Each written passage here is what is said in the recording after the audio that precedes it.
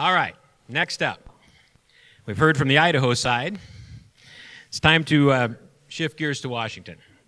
I am proud to do this introduction because I am a colleague of this gentleman. I didn't tell you the whole story about me. I started that radio talk show in the year 2000, and 3 years later when Speaker Clyde Ballard retired, they asked me to run for the House of Representatives, and I thought they were crazy, but what the heck. I ran against a Libertarian, another moderate Republican, and a Democrat. And even though I voted and my wife voted for the Libertarian, I won. So I am a member of the House of Representatives in Washington State, and I am also the chairman for committees east of the Cascades for HROC. And I got to tell you, we look for candidates. We're always looking for great candidates, but we came across one that was really special. And thanks to all of you and a lot of you here tonight, he was elected to the House of Representatives. And he is a breath of fresh air. He is a constitutional genius as far as I'm concerned. And he is bringing a lot of other folks in the caucus on board with us. Representative Matt Shea.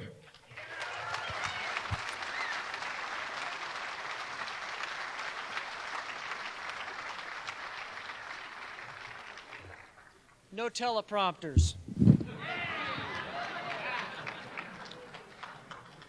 Well, first I want to do something. I want to recognize a couple of sheriffs, besides Sheriff Mack, that are here with us tonight. And if those sheriffs are here, if you would please stand up or wave your hand if you're in the back, we'd like to recognize you and give you a hand. I saw Sheriff Wheeler and Sheriff Knezevich from Spokane County, so let's give them a hand.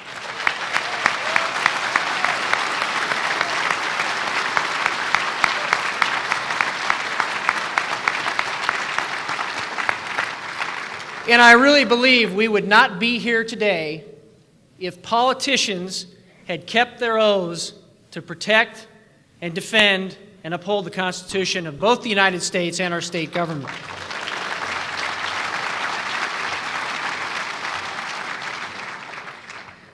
And I got to tell you, it's really encouraging me to see a whole army, just a whole army of fellow patriots sitting here, standing here tonight in defiance of tyranny and celebration of freedom. It's incredible to just look out here and see that. But I got to tell you that our faith and our hope is not in man. Our hope's in Jesus Christ.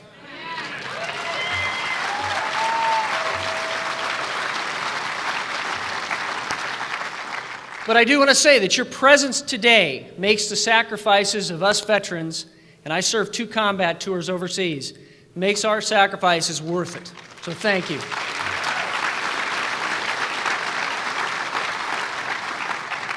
And I want to tell you a quick story about a soldier of mine. My company did 4,000 combat missions in Iraq, and a soldier of mine didn't come home, and I had to write that letter home to his mom and his fiancée that he wasn't coming back. But I'll tell you something, he died with a smile on his face. And I believe he died with a smile on his face because he knew he was an American and because he knew that freedom meant something. Even though he was in Iraq, he knew that freedom meant something. And so the reason that I started in politics was to honor that sacrifice. And I think we can do nothing better than be here today on Veterans Day to do just that.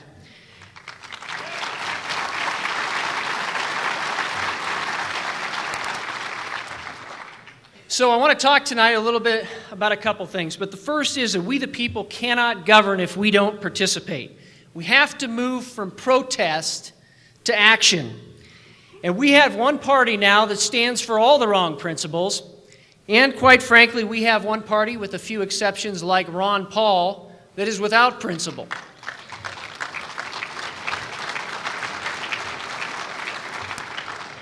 But we've let that happen.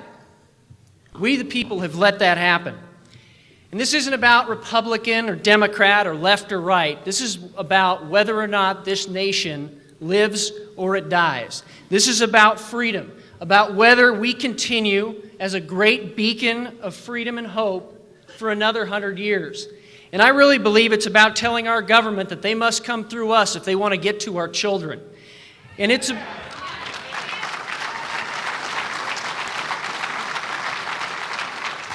And I believe it's also about clearing up a little confusion.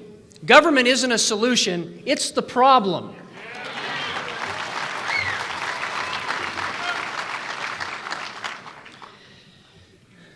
Because freedom is not the natural state of humanity, I believe we're all here today because Washington, D.C. and Olympia, they really aren't just out of touch with the people. I believe they're actively working against us.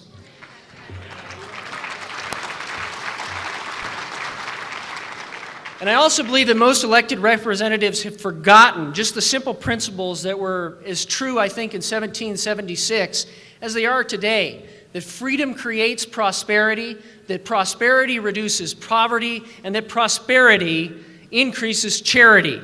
And that's as simple as that. That's what we should be basing our economy on.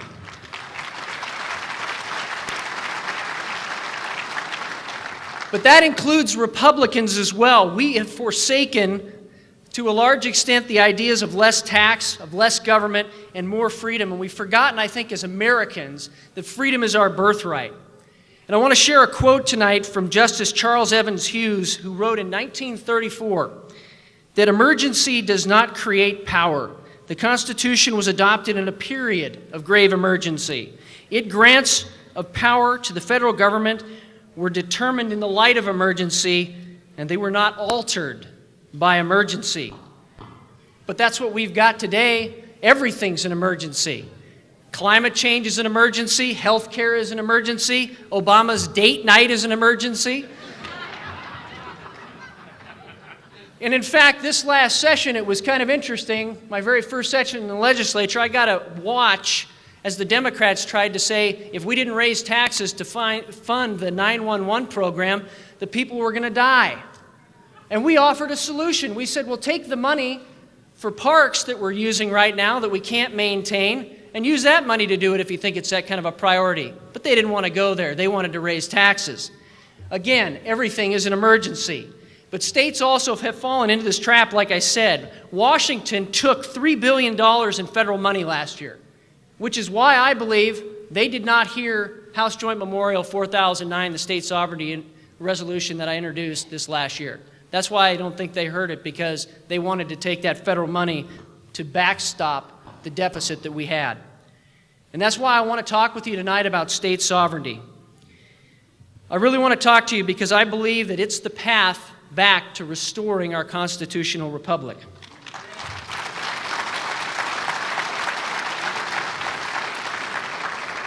But it's going to be a long and arduous path, and I want to share a story with you. I introduced HJM 4009, and I had a legislator from downtown Seattle. I won't tell you what party he was from. You can guess that for yourselves. He came up to me, he said, Matt, I really want to support you on that. And I said, really? I said, that's great. He said, but you got to tell me one thing. What's the 10th Amendment? Now, the thought runs through your mind of whether or not you want to tell him. But when I told him what it was, suddenly I didn't have his support anymore. So the path, again, is going to be long, I think, and arduous. But the state sovereignty movement is based on some simple principles that Jefferson and Madison introduced, that the federal government cannot be the final judge. All branches of the federal government cannot be the judge, the final judge of the arbiter and boundaries of its power. It can't be. It's a conflict of interest. And that the federal government is an agent of the states, not the other way around.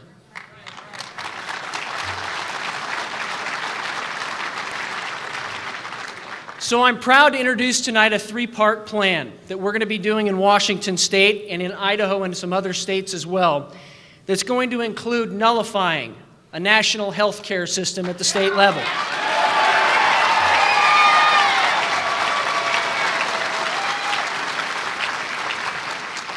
It's going to include nullifying a cap-and-trade system at the national level.